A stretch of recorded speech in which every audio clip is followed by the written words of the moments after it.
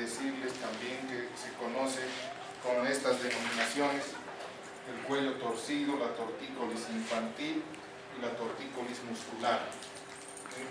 Normalmente son niños que en el momento del nacimiento tienen esta posición, esta actitud, ¿sí?, con una desviación de la cabecita.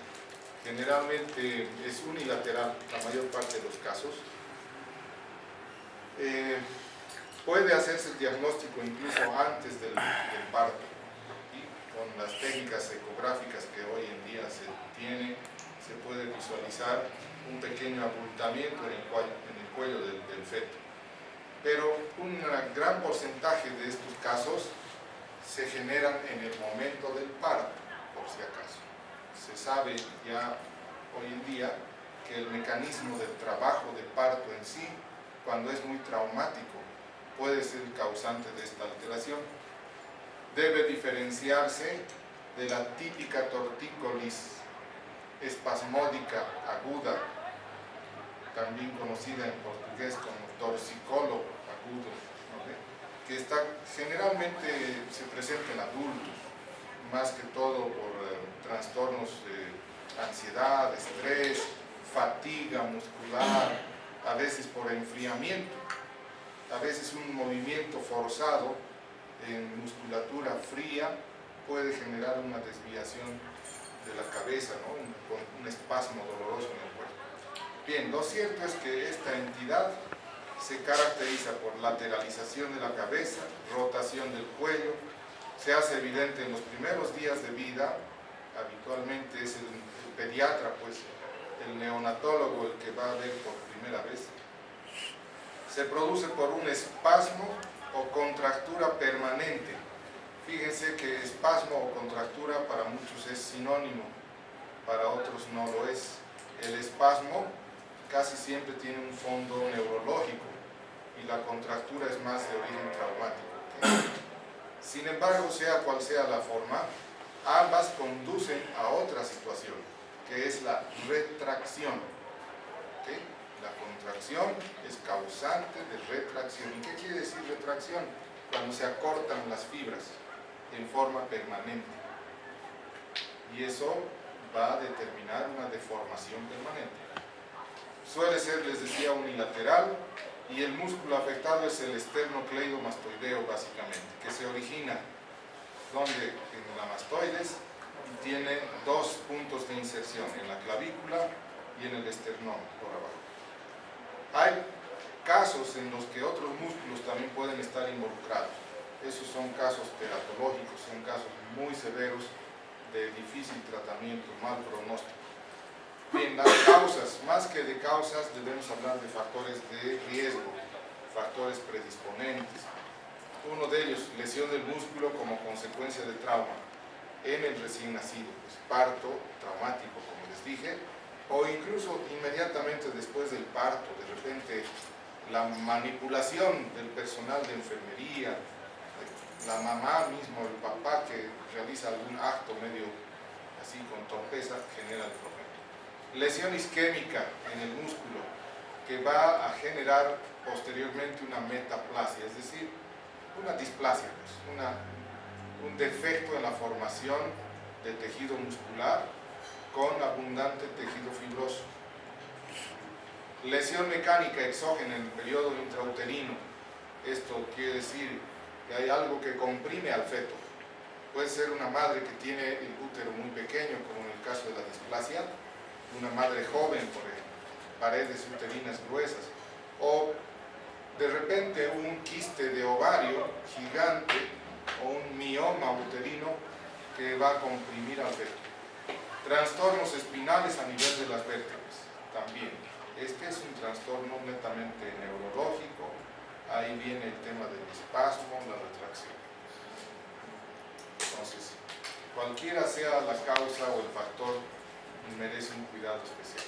Otros factores de riesgo más específicos: feto macrosómico, igual que la displasia, mala presentación, niño que nace de pies o de pelvis, ¿no?, de nalgas.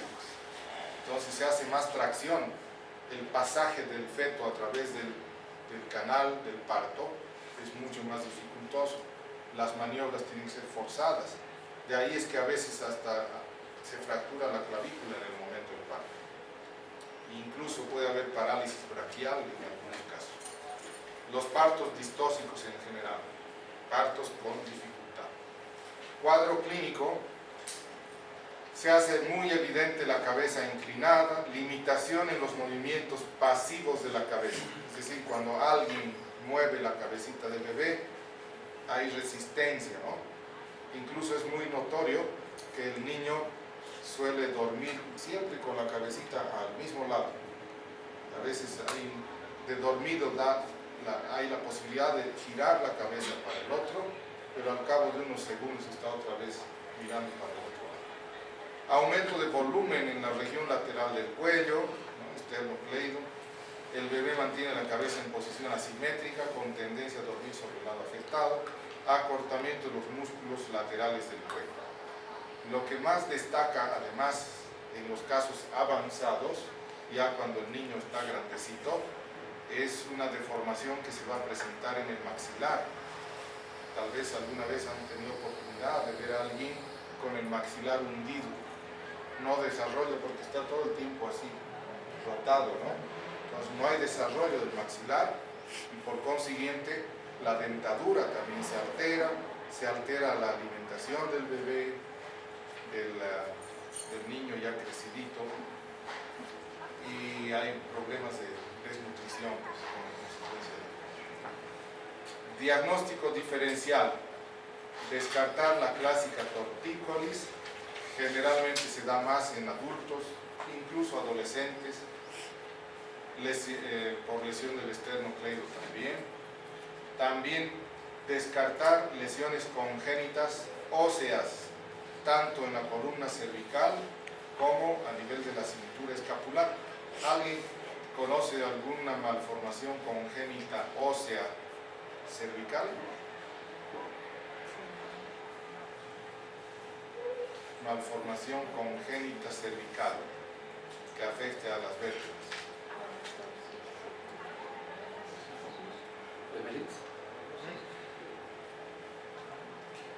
¿Qué cosita? Tímido. Pero con las chicas no eres tímido, ¿no? Ya, entonces, hay una enfermedad que, por ejemplo, se conoce como enfermedad de Klippel-Feil. Más adelante les menciono cómo es, creo que tengo una imagen por ahí. Son niños que nacen sin cuello, ¿sí? Porque las vértebras cervicales están soldadas, no hay espacio entre ellas, no tiene discos, no tiene nada. Incluso en algunos casos falta una vértebra cervical. ¿Cuántas vértebras cervicales tenemos? 7, ¿no ven? Pues a veces nacen solo con 6 y hasta con 5. Esa es una malformación conocida. También pueden haber procesos inflamatorios, ¿sí? Mialgias de diferente índole, incluso de origen reumático, exposición al frío, una mialgia por fatiga muscular, incluso hasta por trastornos que no están directamente relacionados con el cuello. Ejemplo, una caries dental abscedada puede generar un espasmo en los músculos del cuello. Una otitis puede generar también discitis, inflamación de los discos intervertebrales, procesos por continuidad, ¿no? Infecciones locales, una faringitis, amigdalitis, todas esas, la parotiditis en los niños, enfermedad infecciosa, contagiosa, viral, tan conocida, las amigdalitis y tal, ¿okay? Entonces, para descartar otras probables alteraciones, fundamental una radiografía, no solo de perfil como está acá, también de frente, ¿okay? Muy importante. Con esto vamos a evaluar probables anomalías en los huesos de la columna cervical, en los hombros, fracturas de clavícula, etcétera, etcétera. La ultrasonografía o ecografía nos va a permitir evaluar el músculo esternocleidomastoideo en toda su integridad, el grosor del músculo, la longitud de sus fibras, si hay presencia de tejido fibroso, que eso es muy común cuando uno opera estos casos, nos encontramos con el músculo fibrosado, completamente fibrosado y hemorrágico. Al menor intento de estiramiento, sangra abundantemente. Entonces, esos focos de hemorragia posteriormente se transforman en fibrosis y más sangrado y más un círculo vicioso. La tomografía, en última instancia, sobre todo para diagnosticar lesiones severas de origen congénito. Y el tratamiento es inicialmente postural. Es importante tener una adiestradora, una fisioterapeuta de preferencia, que vaya a enseñar a la mamá o al papá qué es lo que tiene que hacer. Y lo que tiene que hacer son masajes, manipulaciones del cuellito. Hay que darle calor con un masajito y luego manipular pues, al lado contrario. Movimientos muy suaves para evitar dolor y hemorragia. Entonces esa es una forma muy simple. La otra es hacer dormir al bebé del lado contrario, ¿no? Siempre de barriguita y virar la cabeza al otro lado. Es bueno poner algún estímulo visual para que se duerma rápido. Pueden ser unos dibujitos de Ratón Mickey, Iron Man, Playboy, lo que quieran. Bueno, ya. La otra cosa, la utilización de collares. Esto que ven acá en realidad es un collar muy complejo, se llama Minerva de yeso, ¿no? Que se coloca en la hipercorrigiendo, si vale el término. Esta niña tenía la deformidad en el lado izquierdo, la cabeza estaba así rotada al lado izquierdo y se le coloca el yeso hipercorrigiendo durante varias semanas, se la deja así. ¿Okay? Hoy en día no es más necesario el yeso, se conocen un montón de dispositivos que están hechos con fibra de vidrio, con plástico, acrílico, piezas de metal, etcétera, etcétera. Entonces, la idea es corregir en los primeros meses. Cuando no se corrige por métodos incruentos, hay que operar. Y la técnica más empleada es la miotomía, que consiste en hacer cortes en el músculo transversales, inicialmente distales, cerca de la inserción en el esternón y clavícula.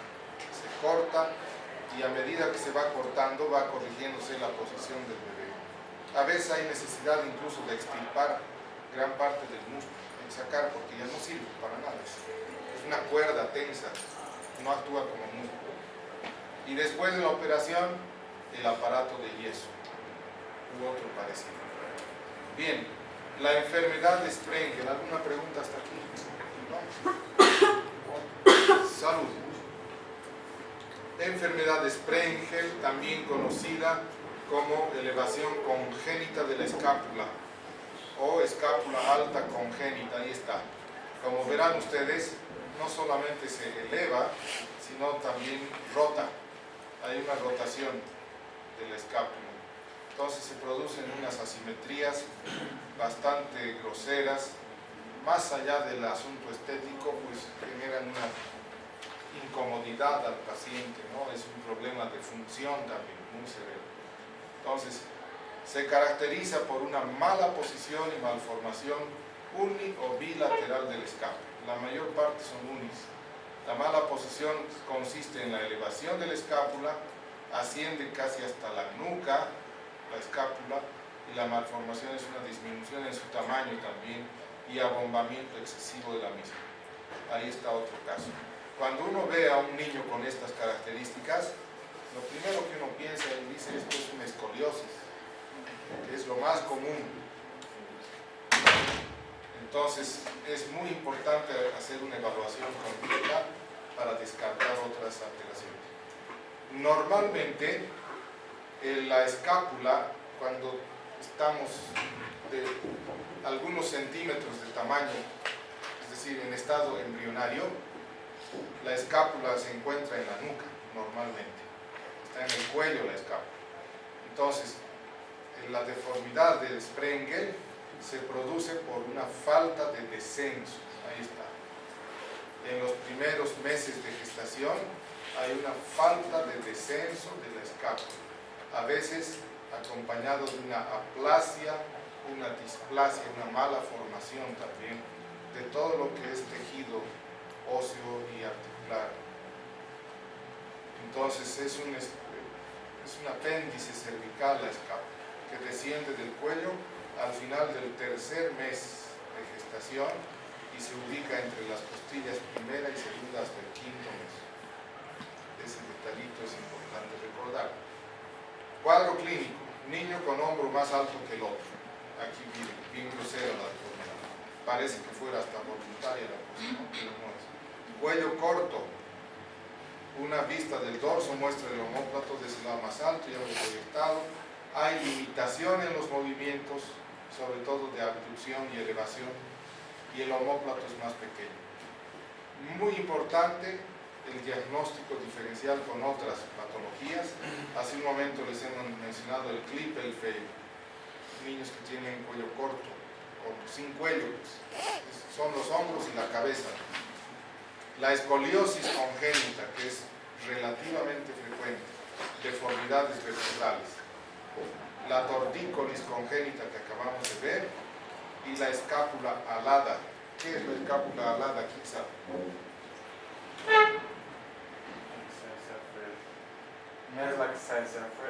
Sale hacia afuera. Suele ser unilateral la mayor parte de los casos también. Se sale la escápula hacia un lado, por eso es alada. ¿Pero por qué? No es congénita, por si acaso.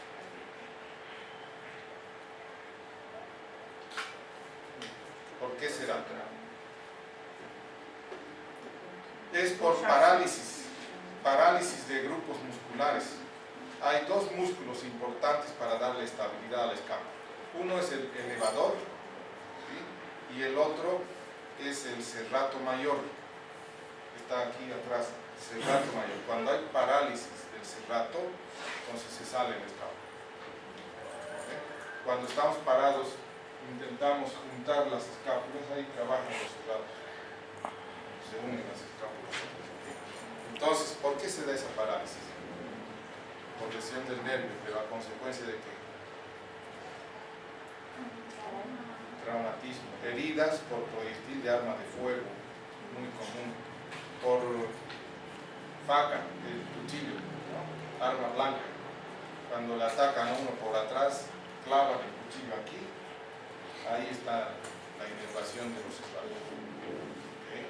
También por cirugías mal realizadas, técnicas de abordaje a veces demasiado amplias para alguna intervención, cuando se pretende retirar un tumor, alguna cosa así, se puede dañar el nervio iatrogénico. Bien, los exámenes complementarios: radiografía de tórax, es importante ver todo el tórax, panorámica, rayos X de columna vertebral para descartar escoliosis, tomografía, con esto nos permite ver si existen otras malformaciones. Muchas veces entre la escápula y las costillas hay un tejido óseo, como un puente, ¿no?, que evita el movimiento de la escápula, que está ahí elevada, fija. Entonces eso se ve con la tomografía. Tratamiento inicial: lo más conservador posible. Fisioterapia en los casos leves. Muy pocos son los pacientes que llegan a la consulta en los primeros meses de vida. Lo ideal sería, antes del año, iniciar un tratamiento con yesos, que cuando ya están grandes es más difícil. Entonces se debe operar. Tratamiento quirúrgico en niños grandes o cuando ha fracasado el tratamiento conservador. La modalidad, hay varias técnicas, ¿no? Hombre, Dan y Hook no necesitan copiar eso. A grandes rasgos les digo, es liberar a la escápula de todos los tejidos que la envuelven, ¿no?, alrededor, y para que soltar la escápula, hay que soltarla completamente, liberarla.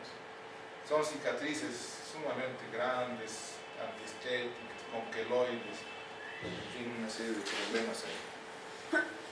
Bien, pregunta hasta aquí. Ay, no. Diga. Por el anterior tema, después de seccionar hacer la miotomía del esternocleidomastoideo, el paciente queda 100, 100%, ¿sí? pero sin el músculo. Tiene sí. que poner algo. Sin el músculo, queda sin el músculo. Ya, queda con déficit funcional, pero hay otros músculos que pueden reemplazar la función del esternón. Entonces hay que trabajar esos músculos con ayuda del fisioterapeuta. Pero nunca más va a ser al 100%, pero mejora la postura. Bien, ¿qué más? Otras malformaciones congénitas a nivel de las extremidades. Pueden recordar estos términos que nunca se les debe olvidar: la sindactilia, la polidactilia, focomenia, agenesias, ectromelia, amelia. ¿Okay? Ya vamos a ir viendo cada una de estas. La sindactilia, ¿qué quiere decir? Fusión, unión de dedos. Sin quiere decir unión. Sí. Ahí están ejemplos claros de lo que son uniones. Voy a resumir mucho este tema porque hay mucho de cirugía que normalmente yo muestro, pero ahora en esta ocasión ya no. Entonces, a veces la unión de dedos puede ser así, con todos los tejidos blandos, ¿no? Desde piel, tejido celular subcutáneo, incluso los huesos están unidos, las falanges. En otros casos, solamente hay una unión de membranas, como es la pata de algunas aves, ¿no? Que tiene membranas ahí.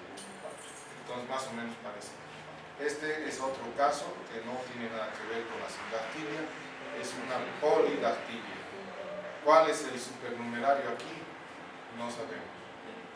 Parecería ser este, pero no siempre es así. Hay necesidad de hacer exámenes. Las causas de las sindactilias son muchas, también esto es resumido. Lo más común, esta sindactilia hereditaria y familiar. Resulta que la mamá también la había tenido, la abuela también, y por ahí aparece en una foto un tatarabuelo con los dedos unidos así. ¿No? Es bastante común encontrar eso. Síndrome de Apert. Se cree que en esta relación familiar tiene que ver el matrimonio entre primos, ¿no? De primer grado sobre todo. Cuando hay incesto también. Síndrome de Apert. Esto es bastante común, el síndrome de Apert. Lo que pasa es que no se le da la importancia de vida y muchos dejan pasar por algo. Enfermedad genética en la cual las suturas entre los huesos del cráneo se cierran más temprano de lo normal. Esta condición es grave, pues, porque el niño a muy temprana edad va a tener hipertensión endocraniana. El cráneo ya no crece más y ahí se produce la hipertensión con hidrocefalia, hay que hacerles derivaciones hacia el abdomen y cosas por el estilo. Entonces, muchos de estos niños mueren a temprana edad. Síndrome de Carpenter, también enfermedad hereditaria, con múltiples malformaciones en los dedos de manos y pies, particularmente la sindactilia. Y la sindactilia del Carpenter es sumamente grosera, es grave. Pues. Síndrome de Pfeiffer es menos común, Smith, Lemley, Opitz, igual, en fin, hay muchas otras. Hay varios tipos de sindactilias, aquí tengo una imagen, más bien. Esta, por ejemplo, es una sindactilia simple. ¿En qué consiste la simple? Cuando la conexión es exclusivamente de partes blandas. Ahí está. Esta es la más común de todas, por si acaso. Muchos papás prefieren ni hacer tocar a los hijos, así nomás los dejan.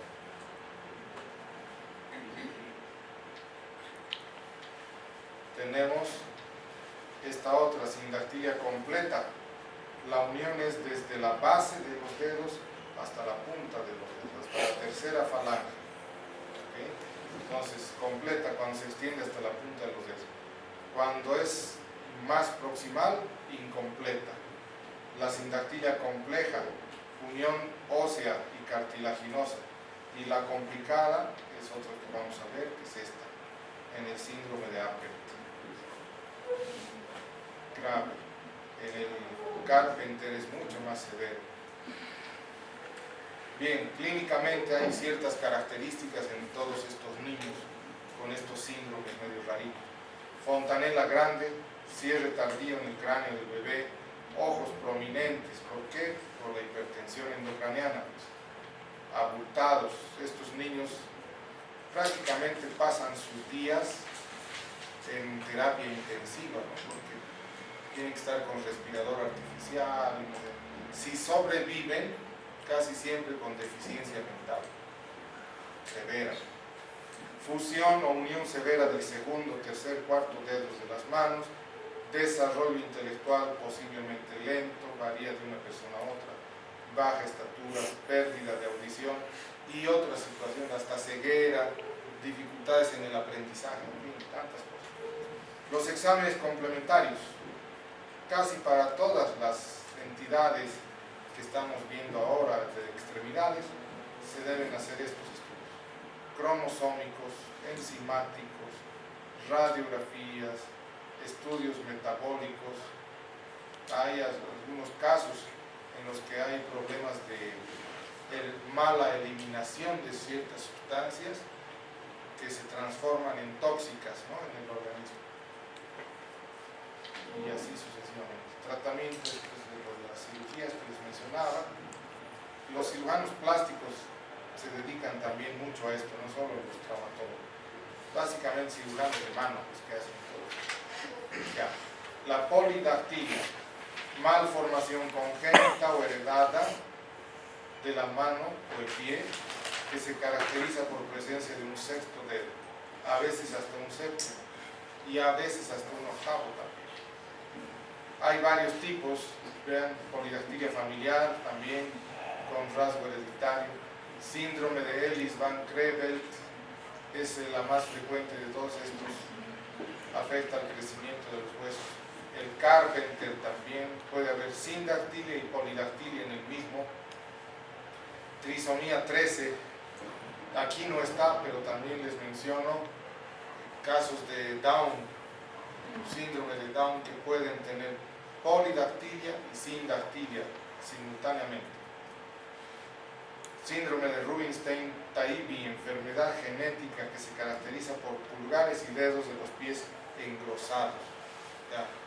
Son dos dedos en realidad que están tan unidos que parecen uno solo, pero más grueso. Ok, aquí hay otra clasificación de acuerdo a la localización del defecto.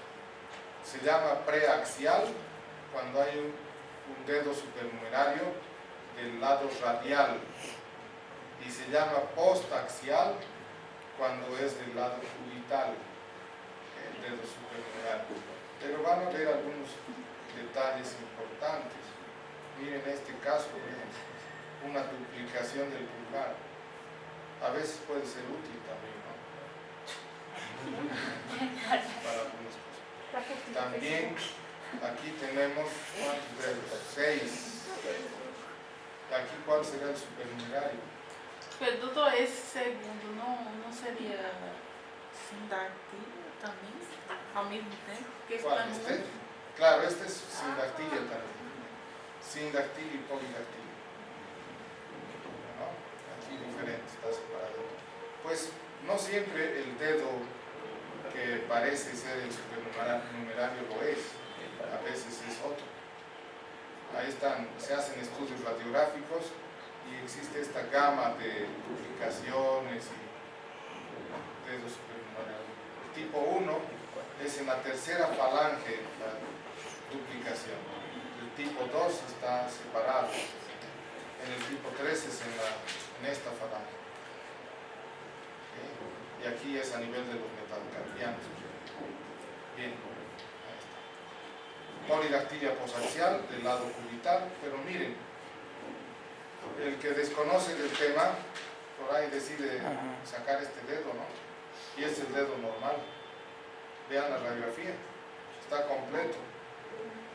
Este no tiene estructura aquí, el metacarpiano. Pero doutor, por estética não é melhor sacar mesmo assim? No, una vez que retiras este, se va a ocupar este espacio. ¿No? Hay que hacer una especie de cirugía plástica para cerrar el dedo. Lo que pasa es que la estética pasa a un segundo plano, ¿no? Sí. Porque este dedo no cumple ninguna función, no tiene estructuras de tendones, a veces no tiene ni inervación, no tiene ni uña, no tiene nada. Entonces hay que sacar, no sirve para nada. Bien, macrodactilia es otra deformación que está considerada dentro de las hiperplasias de dedos, ¿no? Las deformidades hiperplásicas, junto con la polidactilia. Entonces, vean, a veces forma parte de múltiples malformaciones en el cuerpo. Son niños que tienen malformación cardíaca, labio leporino. Es común encontrar esto en niños acondroplásicos también. Los típicos enanitos, ¿no? Desproporcionados, con el tórax enorme y las extremidades muy cortas. Esta otra, la mano en espejo se llama también, es una duplicación de los huesos de antebrazo. Tienen 2 cúbitos y un radio, o 2 radios y un cúbito, por ejemplo. En algunos casos ausencia del radio, en fin, hay muchas modalidades, pero ahí está, para definir cuáles se van y cuáles se quedan, hay que hacer varios estudios, no solamente radiografías, estudios de función misma, ¿no? De cada uno de los dedos, para elegir cuál se va. Ahí está otra deformación. Aquí dice mano samba. En realidad la mano samba es una desviación de la mano, ¿sí? Cuando se desvía la mano, igual que en el pie equinoparo, hay una desviación hacia adentro, en la mano también hay. Entonces lo que ven acá son imágenes de sindactilias y agenesia. Toda la parte cubital de la mano no existe. Aquí también, apenas 3 dedos, ¿no? No existe todo este segmento. Suelen haber agenesias de cúbito, no hay el cúbito. Clínicamente estos niños suelen tener un mortinato común, es decir, ¿qué quiere decir mortinato? Feto muere antes del parto, también se conoce como óbito, ¿no? Entonces la mamá deja de sentir movimientos, el fetito, no hay latido fetal, cardíaco, y ahí hay que pensar en todas estas posibilidades. Muerte a comienzos de la lactancia es más común que lo anterior. Enanismo, brazos y piernas muy cortas, especialmente el antebrazo y la parte inferior de la pierna, cabello escaso, ausente o de textura fina, labio leporino en algunos, paladar hendido y otras malformaciones, también en las uñas y otros dedos adicionales. También los mismos exámenes que les he mencionado anteriormente, laboratorio, cromosomas, muy difícil hacer este estudio, es costoso y hay lugares específicos para hacer, hay que mandar muestras a otra ciudad y cosas.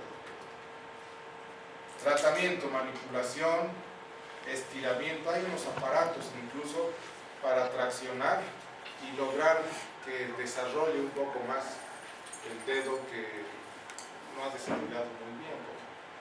Férulas en las extremidades afectadas, aparatos de diferente tipo para alinear, fisioterapia, injertos de piel, prótesis. Se pueden colocar prótesis de dedos, ¿no? Sin movimiento, obviamente es más estética la cosa. Algunas formas de proceder quirúrgicamente. Este es un tratamiento quirúrgico de polidactilia preaxial, es una duplicación de pulgar, prácticamente. Tiene un engrosamiento, pero con 2 uñas, ¿no? Y así. La focomelia, ausencia o déficit en el desarrollo de estructuras esqueléticas proximales a la mano. Esa es la focomelia. El nombre se debe al animalito, ¿no? Foca, que tienen este aspecto las focas. Muchas veces son las 4 extremidades también las afectadas. Aquí apenas tiene un esbozo de deditos, ¿no? Aquí tiene el húmero probablemente y unos 2 o 3 deditos que no funcionan, no sirven para nada. Ahí está el tipo 1, Ausencia completa de huesos del miembro próximos a la mano que se une directamente al tronco. Ahí está la manito. Puede agarrar algunos objetos, hay algunos que logran escribir, pero con mucha dificultad. Hay pintores, escultores, ausencia de brazo del tipo 2 o segmento corto de brazo-antebrazo sinostósico proximal a la mano. Es decir, hay fusión, hay una unión entre los huesos proximales a la mano. Tipo 3, ausencia de antebrazo con mano unida directamente al húmero. O sea, no existe radio ni existe cúbito. Le sacamos radiografía, solamente tiene húmero y huesitos de la mano. Todos estos casos de focomelias necesitan una prótesis. Hay que adaptar un aparato, una mano artificial, pues, ¿no? Hoy en día la tecnología ha avanzado mucho en ese tema. Existe la famosa mano cibernética, inclusive, como la de Arnold Schwarzenegger en esa película, que mueve dedo por dedo, con tendones, todo electrónico. Todo electrónico. Hasta hace unos años existía la mano mioeléctrica, con unos cables que se conectaban a los músculos del cuello, ¿sí? Entonces cuando uno mueve el cuello se abre o se cierra la mano, así a voluntad, para agarrar objetos, básicamente movimientos básicos. ¿Ya se va? También el uso de férulas para inmovilizar o para corregir deformidades, fijadores externos. Las operaciones se hacen entre los 6 meses y 18 meses. En fin, son algunos detalles técnicos. Agenesia. Como definición tenemos que es la falta de todo un sector distal, mano o antebrazo, o pie o pierna. ¿Sí? O sea, solamente tiene el segmento proximal. Y la extromelia es la ausencia congénita de los huesos largos de uno o más miembros. Puede tener piel, puede tener músculos, tendones, pero no hay huesos en su interior. O sea, es como un apéndice nomás, no sirve de nada. La amelia, ausencia total de una o varias extremidades.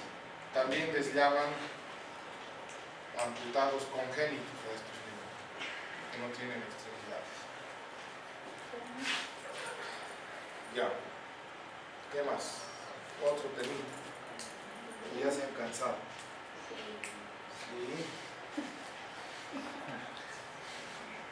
La próxima clase es la última, ¿no ve? Sí.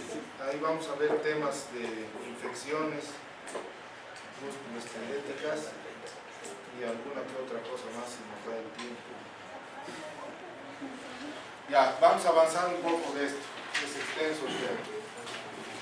Hay libros que hablan de escoliosis, pues, ¿no ve? Pero yo traigo un resumen muy específico de esto.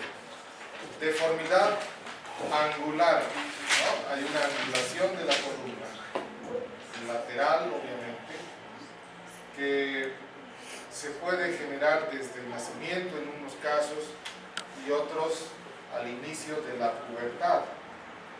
Más allá del problema estético, también en estos casos se produce una deficiencia, sobre todo un déficit cardiorrespiratorio. En muchos casos mueren, son muchachos que mueren a temprana edad por insuficiencia cardiorrespiratoria. En otros se genera compresión de raíces nerviosas, compresión medular lenta. Son chicos que terminan con paraplegia, ¿no? Que no pueden caminar, tienen que usar sillas de ruedas, etcétera, etcétera. Además de otros problemas, incluso psicológicos, ¿no?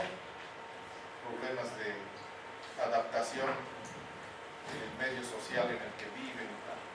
Entonces, generalmente comienza al inicio de la pubertad, la mayor parte de las escoliosis, entre los 10 y 12 años. Progresan durante el periodo de crecimiento rápido, es decir, 12 hasta los 17. por los cambios hormonales, ¿no? La persona crece rápidamente en esa edad. Si se descubre temprano, se puede prevenir la desviación progresiva de la columna. El ejemplo que siempre doy es aquel del arbolito que está en crecimiento y tiene que amarrar un palito al lado, ¿no? Para que crezca derechito. Afecta a las mujeres con mucha mayor frecuencia que a los varones. Existen dos grandes grupos de escoliosis: la estructurada y la no estructurada, también conocida como funcional. ¿Cuál es la diferencia entre una y otra? ¿Quién sabe? Estructurada hace referencia a una deformación fija, ¿no? Que no se puede corregir con nada, ni a martillazo corrigen, nada. Pueden traccionar a esa persona, colgarla del techo, lo que quieran, y persiste la deformación. La no estructurada es una curva o varias flexibles, corregibles. A veces levantamos al niño, por ejemplo, de la cabecita, dejando los pies así colgando, y se corrige, se vuelve rectita la persona. En la estructurada no hay eso. Entonces, yo me voy a referir más adelante, más que todo a las estructuradas, que son las más agresivas. Las estructuradas entonces pueden ser de dos tipos a su vez: las congénitas y las adquiridas. Congénita, cuando hay un desarrollo anormal de las vértebras, hay un problema de formación. Por ejemplo, la hemivértebra es lo más común en niños que nacen con mitad de una vértebra nomás en algún segmento de la columna. Entonces, a partir de ese punto se desvía. La vértebra en cuña es algo muy parecido. Una vértebra que tiene el aspecto triangular, ¿no? La forma triangular, se desvía la columna. Y las barras de segmentación es algo así como una formación ósea que une las vértebras unas con otras, ¿sí? Y no las deja desarrollar. O sea, se fusionan las vértebras de un lado. Entonces, de un lado desarrolla la columna y del otro permanece fija. Barras de segmentación. Esas son las tres formas adquiridas o congénitas. Entre las adquiridas están las paralíticas, como consecuencia de, por ejemplo, trauma, lesión raquimedular, que hemos visto, alta, de repente tiene parálisis en miembros inferiores, parálisis en los músculos del tórax y se desvía la columna. Otra forma de escoliosis paralítica se da en la polio, la poliomielitis. Si bien ya está prácticamente erradicada gracias a las campañas de vacunación y tal, pero todavía quedan casos de muchos años atrás, ¿no? Con secuelas de polio. Dentro de las paralíticas también mencionar esos niños que nacen con hipoxia neonatal, ¿no? Hipoxia cerebral, con retraso mental, parálisis en las extremidades y tal. Las neurogénicas relacionadas con algún trastorno neurológico en la médula básicamente, o el sistema nervioso central en general. Ejemplo, no sé si han escuchado hablar de la siringomielia, ¿sí? El trastorno hereditario de la médula, ¿no? Se forman una especie de cavernas en la médula, es degenerativo y terminan pues muy mal pronóstico. Las miogénicas, el origen está en un trastorno muscular. Ejemplo, miastenia gravis, una debilidad progresiva por presencia de un timo, y en algunas personas, una vez que se extrae el timo, mejora radicalmente el cuadro. Dentro de las miogénicas también mencionar la distrofia muscular de Duchenne, también enfermedad genética, familiar, progresiva. Son chicos que cuando llegan a los 15 años ya no pueden ni pararse, casi siempre están en silla de ruedas. Toracogénicas, trastorno inicial en el tórax. Por ejemplo, un tumor pulmonar que empuja a la columna, tumores gigantes, ¿no? O después de una cirugía torácica en un niño, a veces se les hace cirugía cardíaca, ¿no ve? Por problemas congénitos. Entonces el agredir a las costillas puede generar una deformación en la columna. Y las raquídeas propiamente dichas, por trastornos vertebrales, fracturas, luxaciones, en niños, siempre en niños. Y lo más común son estas: las escoliosis estructuradas, esenciales o idiopáticas. Más del 80% son idiopáticas, es decir, no tienen causa. Cuando uno analiza vértebra por vértebra la deformidad, no hay problema en las vértebras, pero está deformada la columna. Ya, entonces todo eso está escrito acá. Las no estructuradas son básicamente 4. Les dije que estas son curvas flexibles, corregibles. La funcional depende del... A ver, casi siempre está relacionada con actividades laborales o deportivas. El ejemplo claro es del agricultor, el campesino, que utiliza el pico y la pala solo con el lado derecho todos los días, ¿eh? Y la masa muscular desarrolla de un lado, generando una desviación de la postura. Postural, niños y adolescentes que acostumbran sentarse mal, ¿no? Recostados también para ver la tele todos los días en una posición inadecuada, el cargar la mochila pesada todos los días, eso en los colegios no ven, ¿no? No tienen cuidado de corregir eso. Escoliosis antálgica depende de un cuadro doloroso, casi siempre por caídas, trauma, contusiones, incluso una hernia de disco que produce dolor puede generar una escoliosis. Y la escoliosis compensatoria, ¿qué quiere decir? Es una compensación a otra deformación. Por ahí el paciente, por decir algo, tiene una escoliosis estructurada a nivel lumbar y a nivel torácico es otra curva compensando a la estructura. O otro ejemplo, un chico que tiene una pierna más corta que la otra, ¿qué va a pasar? La pelvis va a bascular y se genera una escoliosis compensatoria. Bien.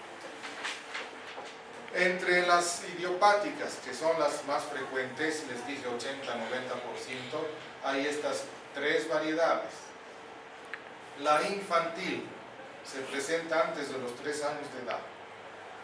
Son muy graves, no solo pueden llegar, son graves, porque tiene esa persona muchos años para crecer, ¿no? Desde sus 3 añitos hasta los 18, entonces durante todo ese proceso de desarrollo se va a ir desviando la columna, si es que no se hace nada. Algunas de ellas, más bien varias, desaparecen espontáneamente en un 85% y el 15% suele ser muy grave. A veces los niños fallecen a la edad de 12 años hasta por insuficiencia cardiorrespiratoria. Escoliosis juvenil entre los 4 y 9 años, curva progresiva con la edad. Es rara, esta es más o menos rara. Y esta es la más común de todas. Ojo, puede ser pregunta de examen, puede que no. Entre los 10 años y la madurez esquelética, el inicio de la fase de crecimiento rápido. Comienza, ahí está, hasta el fin del crecimiento, es más frecuente en mujeres. Cualquiera sea la etiología, mientras más temprano se haga el diagnóstico, pues mejor será el pronóstico también en estos pacientes y viceversa. No tiene síntomas la escoliosis, con esto terminamos, ¿ya? No hay sintomatología, sobre todo en los niños. Los síntomas aparecen en la edad adulta, en el adolescente, en el joven adulto, porque va a presentar dolor, manifestaciones respiratorias, trastornos en la marcha, cuadro neurológico si hay compresiones, en fin. Entonces, básicamente lo que resalta aquí es el dolor por la artrosis que se establece y la contractura muscular. Toda deformidad, todo defecto anatómico termina en artrosis, y eso es sinónimo de dolor. Cardiorrespiratorio en las curvas torácicas. Trastorno neurológico en las curvas altas, sobre todo a nivel cérvico-dorsal, porque el canal raquídeo es muy estrecho, es más estrecho que mi dedo meñique, el canal raquídeo a nivel cérvico-dorsal. Entonces, si se desvía ese segmento de la columna, se va a comprimir la médula. Bien, ahí terminamos de momento. ¿Ya? Luz, tan calladitos. Yo no sé si están por dormir, o están muy atentos, o qué será. Sin habla quedan, ¿no? Yo también.